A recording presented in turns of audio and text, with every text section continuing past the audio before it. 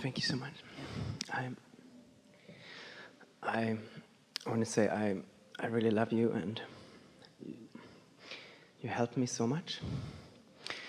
And you showed, I learned to manifest so many things, material things, and money was easy, and career and relationships. I could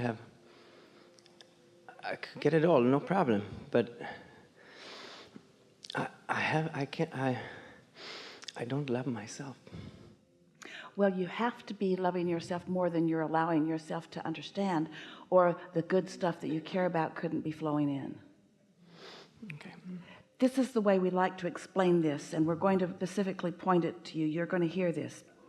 When we stand in front of people, and we do it often, and we're really sure of what we know, and so with the cooperation of Esther, we just flow and blow hour after hour about the laws of the universe and the way it works and who you are and how you fit in and blah, blah, blah. And we make suggestions to you, but we're very clear about what we know.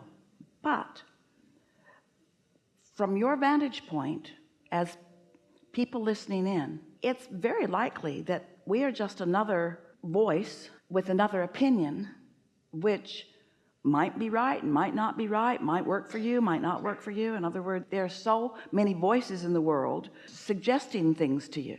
Our skill is in understanding where you are and guiding you to some behavior that, when you apply it, could cause your vibration to rise, could help you to get into that vibrational equivalency, where then what's in your vortex and the knowledge of your inner being can flow, because you're letting it in, into your consciousness, where you're interpreting it, where you're getting it, where you get an impulse. And when you follow that impulse, and that impulse pays off or pans out or leads you closer and closer to the things you want, that is in fact the only place that worthiness or loving yourself can come from. Until you do the work, these are just more words. But when you do the work, then the knowing is yours, then you own it. And we know for sure that you can't be having the results that you're having without knowing that to a greater degree than now. There might be something stuck in your vibrational craw. There might be others who are not tuned in, tapped in, turned on, who are holding you as their object of attention and finding fault with you in some way. There could be others that have your attention that are sometimes holding you away from that, but it has to be present. Do you know what buyer's remorse is? Buyer's remorse is when you go out and you're all excited and you buy something, and then you come home and you wish you hadn't done it. It's a common expression in humandom. Buyer's remorse. But what it really is you may very well have been really in sync with your inner being and received inspiration, and you followed the inspiration, you did something, and it felt like a good idea because it was a good idea, and then later you're focused upon something else, so you're not under the influence of your inner being, you're under the influence of something else, and then it doesn't seem like such a good idea. So that's what's happening with you. When you're under the influence of who you are, you let thriving happen. But when you're not under the influence of that, you start beating up on yourself in a sort of buyer's remorse, I don't like myself so much way. Now, we can talk about it and help you to clarify some of it if you want to, or whatever you want. Oh, okay. What do you want me to say? We want to know what you want to do. In other words, do you want to talk about the specifics of why you don't like yourself so we can talk you into liking yourself? Do you think you're in a place that we can talk you into liking yourself? Or do you think you don't like yourself enough that nobody can talk you into liking yourself? Or do you think you only like yourself when things are going really well, and when things are not going really well, then you don't like yourself? And do you think not liking yourself is a product of what's happening in your life experience? Are you a conditional liver? Do you only feel good when the conditions are going good and you don't feel good when the conditions are going bad? What do you want to do?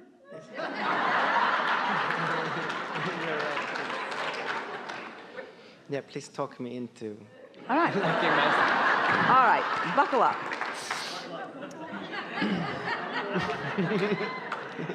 So talk to us about those things that are so satisfying, the things that you would call you applying the tools as you know them to be.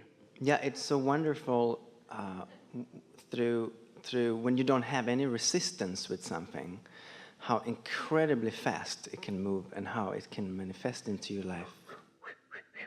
When you don't have resistance. But the next statement is, I don't like myself very much, which means sometimes I have resistance. Isn't that all that means? Yeah. Isn't that all that could possibly mean? I have a different opinion of myself in some moments in time that are different from the opinion of my inner being. Well, who do you think has the broader, longer point of view about you? Me. No, my inner being. Your inner being. Your inner being does. And so you trust your inner being. You could say that. My inner being knows. My not liking myself is just evidence that I'm not looking at myself in the way that my inner being does. You see, one of the things that we know for sure about you is such a nice thing. You are a practiced, but maybe the best appreciator that we've encountered vibrationally.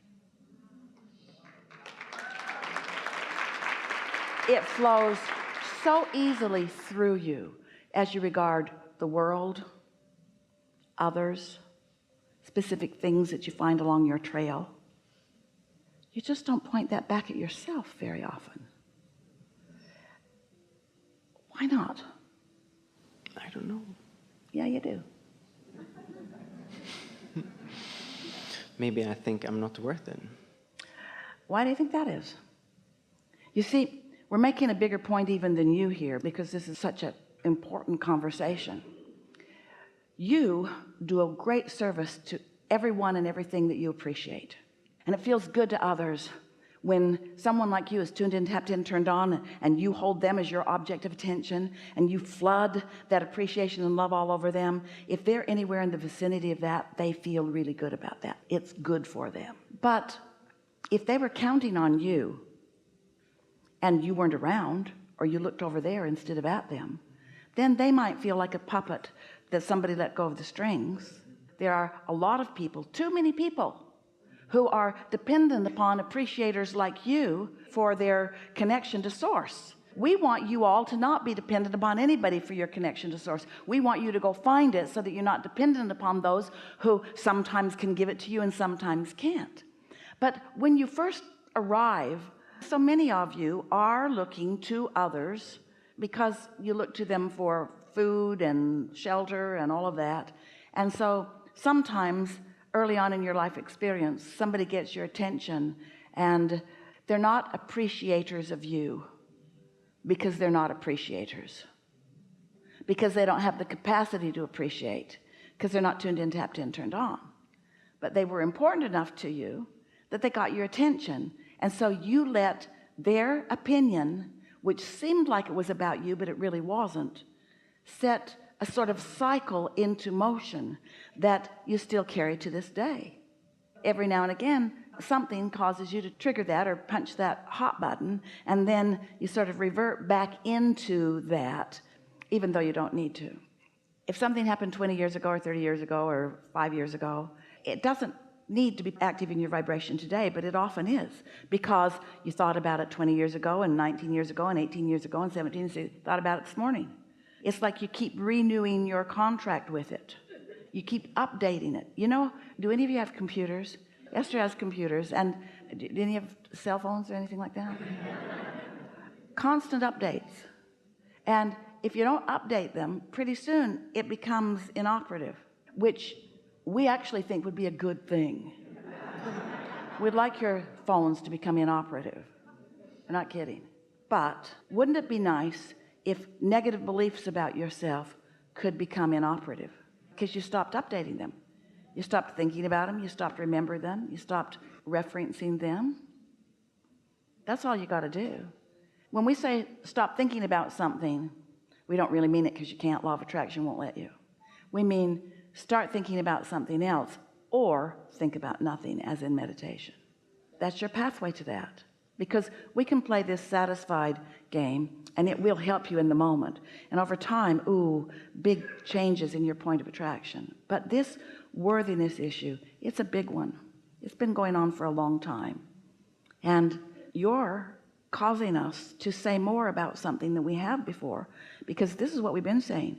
When you let good stuff in, that, above all other things, will give you the confidence of your own worthiness. And you said to us something that was a little to the contrary of that. You said, I've been letting good stuff in, but I still don't like myself. And that doesn't make sense to us. Are you letting good stuff in? Yeah. Well, then doesn't the other follow? Did we appeal to your reasoning at all?